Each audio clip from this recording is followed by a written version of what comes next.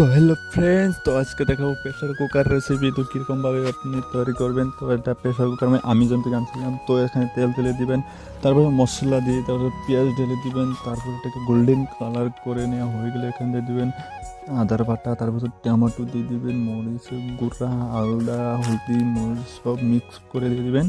তারপর সে চিকেন ঢেলে দিবেন, এটাকে তারপরে মিক্সিং করে তারপরে দিয়ে দিবেন আপনি অল্প আলু, তারপর মরিচ সব দেওয়া হয়ে গেলে এটাকে আগে থেকে লাড়াচাড়া করে নেবেন। তারপর দিয়ে দেবেন জিরার গুঁড়া, এটাকে দেওয়া হয়ে গেলে দেবেন পানি। পানি দেওয়া হয়ে গেলে তারপরে ঢেকে দেবেন। তারপর অল্প টাইম পরে দেখতে পাবেন কীরকম এটা একদম শর্টকাট রেসিপি।